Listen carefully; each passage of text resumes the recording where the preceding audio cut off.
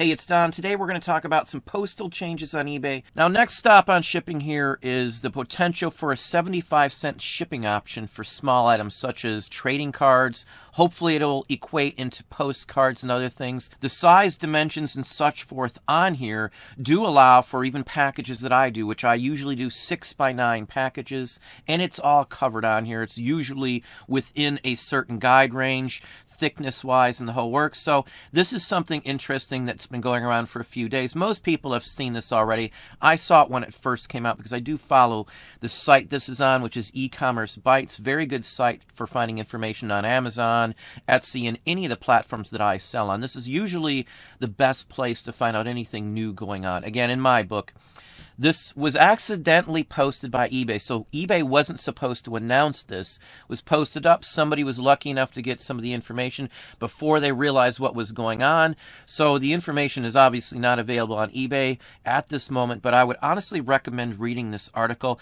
Key takeaways here are some thoughts that it's possible that maybe the U.S. Post Office in general is going to roll out a program where you can just get the same service. So anybody would be able to send a letter with tracking on it for only 75 cents, which I would use that option for probably 70% of our items. I could use that for. It would greatly lower the cost of shipping charges, and I could probably sell more if this does happen. So keep that in mind, that this could be a big mover for those of you who sell similar things to me. Again, it has to meet certain criteria in the whole works. Could be just something that eBay is like a satellite for, and they're going to test it out for the post office.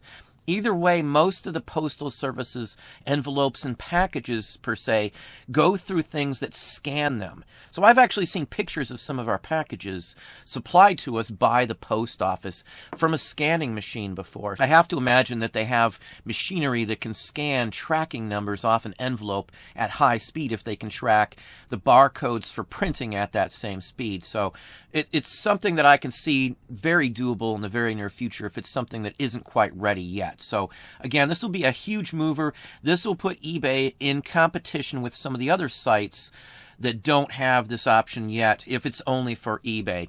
On a lot of the other sites, you're not required to have tracking to qualify still to be covered, depending on some factors. Some of them, again, it's not a requirement to be part of a program or money back or anything like that as well. So you're not required, I should say, to upload tracking on some other sites. So this will level the field a little bit either way you go on it. Now, this is just restricted as of this article when they found out the information to trade cards. But hopefully, again, it will go off to other categories. As long as it fits in the size that is stated in there, I don't see what the issue would be.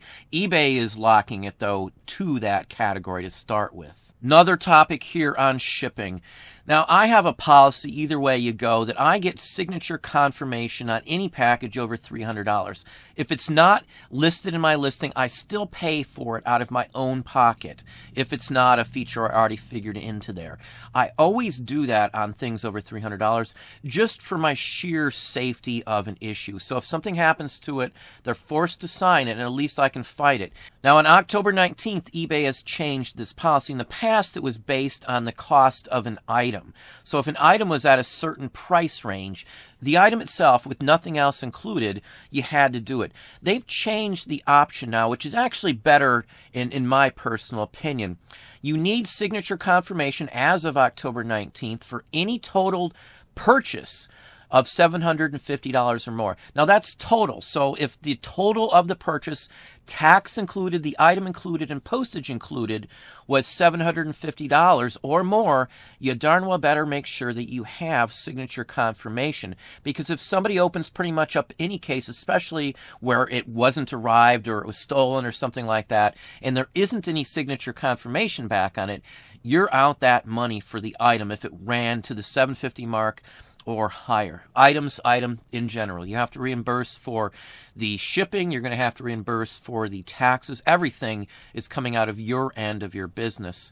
That's why I say I do it for lesser amounts. I do it at the $300 mark just to be safe and cover myself.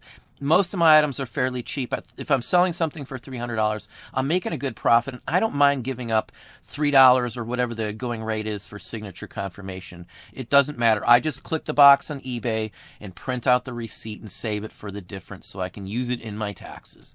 That's the only thing I do on that. But this is a good policy in my book. It will cover you for everything at this point. So they can't come back and try and get postage or taxes or anything else from you. And you don't have to just do it for one. I know for some people this may be a nuisance, and it's something you're also going to have to think about when you're pricing. If you are including shipping fees into your listing, you're going to want to be able to add that extra couple dollars in or account for it in some way to make sure that you are getting your money's worth out of it. So take that into consideration as well. I do consider that, as I said, on everything. I don't send anything out in a plain white envelope. PWE is one of the terms you'll see quite often used. I don't do that. Everything I send out has that tracking on it. Over $300, it has signature confirmation on it. Every single thing that I do.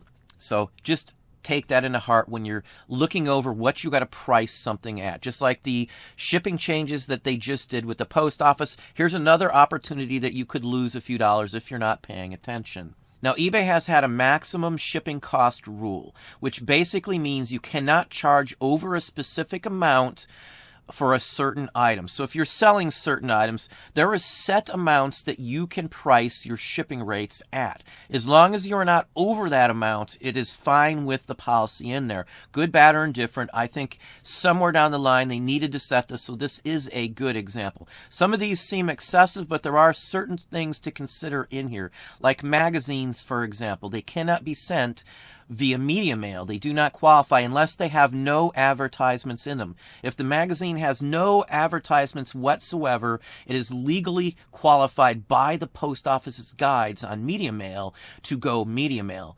Again, that is the difference. So you have to send a magazine via regular mail. That could be via U.S. priority mail, hence the price possibly in the $20 range, depending on where it's going and if it's a thick one. Just look over this. This will save you some aggravation. It will save you the opportunity of getting dinged with bad feedback and a complaint to eBay for you overpricing somebody on shipping. There are rules and regulations on this.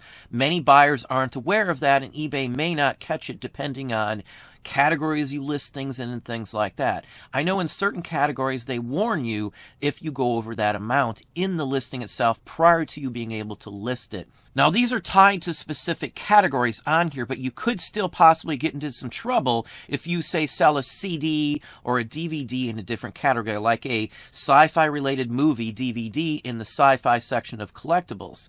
That one may be a little different. That's why eBay is pushing these days to have everything in the right category. In some categories, I can't ship certain rates anymore. If I've got a book and it's not in a book category, I am banned from being able to ship that item through the media mail, even though that item is fully legally allowed to be shipped via media mail. For those of you selling video games and consoles, there are maximum weights as well, even for accessory bundles and things also. So always pay attention to the pricing schemes when you're pricing stuff at this rate. Even with wholesale lots of games, no matter how much is in there, these are wholesale lots, big lots, $40 is the max on them.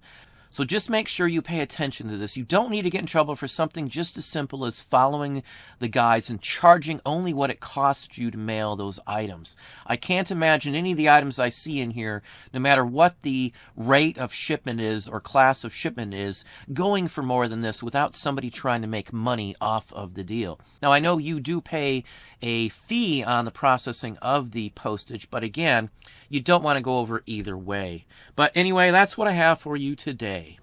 Well, there you go. Hopefully that gave you some ideas, some thoughts. If you enjoyed this video, please hit that like button down below. You can also hit the bell icon to be notified if I post new content or go live.